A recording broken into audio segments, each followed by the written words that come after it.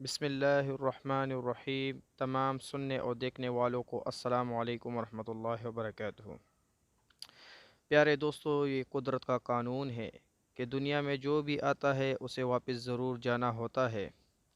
اس دنیا میں آنے کی تو ترتیب ہے مگر جانے کی کوئی ترتیب نہیں، اور موت کا ذائقہ ہر ایک نے چکھنا ہوتا ہے، اور قبر کی اندھیری کوٹری میں ضرور جانا ہوتا ہے۔ خواہ وہ امیر ہو یا غریب ہو یا بادشاہ ہو یا فقیر ہو، اس نے موت کو گلے ضرور لگانا ہوتا ہے۔ فرمان مصطفیٰ صلی اللہ علیہ وآلہ وسلم ہے کہ جب آدمی پر موت کا عالم طاری ہوتا ہے تو اللہ تعالیٰ اس کی طرف 5 فرشتوں کو بھیج دیتا ہے۔ اول فرشتہ اس کے پاس اس وقت آتا ہے جب اس کی روح حلق تک پہنچ جاتی ہے۔ وہ فرشتہ اس سے پکار کر کہتا ہے، اے ابن آدم، تیرا طاقتور بدن کہاں گیا؟ آج یہ کتنا کمزور ہے، اور تیری فصیح زبان کہاں گئی؟ آج یہ کتنی خاموش ہے، اور تیرے گھر والے کہاں گئے؟ تجھے کس نے تنہا کر دیا؟ جب اس کی روح قبض کر لی جاتی ہے اور کفن پہنا دیا جاتا ہے تو تب دوسرا فرشتہ اس کے پاس آتا ہے اور پکار کر کہتا ہے، اے ابن آدم، کہ تم نے تنگ دستی کی وجہ سے جو مال جمع کیا تھا وہ کہاں گیا؟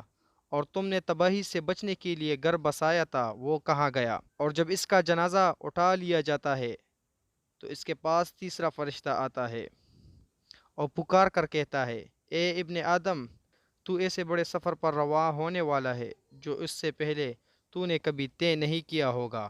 آج تو اس قوم سے ملے گا جو اس سے پہلے نہیں ملا۔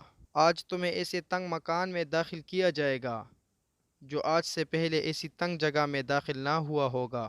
تو اللہ کی رضا پانے میں کامیاب ہو گیا تو یہ تیرے لیے خوش بختی ہے، اگر اللہ تم سے ناراض ہوا تو یہ تیرے لیے بدبختی ہے۔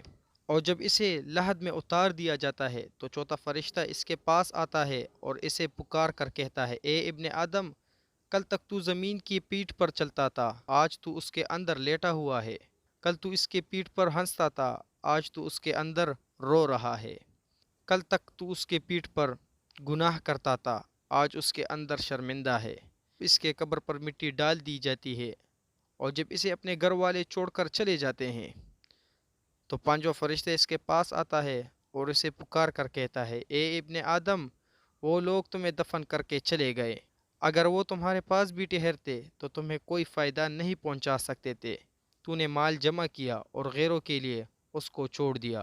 آج تو جنت میں اعلیٰ باغات کی طرف پھیرایا جائے گا یا جہنم کی بھڑکتی ہوئی آگ میں داخل کیا جائے گا۔ میرے بھائیوں، یہ دنیا بہت ہی مختصر ہے، اس کا کوئی بھی پتہ نہیں کہ کہاں سے موت آ جائے۔ ہمارے اس دنیا میں آنے کا مقصد یہ ہے کہ ہم اپنے رب کی عبادت کریں اور رسول اللہ صلی اللہ علیہ وآلہ وسلم کے طریقوں پر چلیں۔ اللہ ہمیں نیک اعمال کرنے کی توفیق عطا فرمائے۔ وما علینا الا البلاغ۔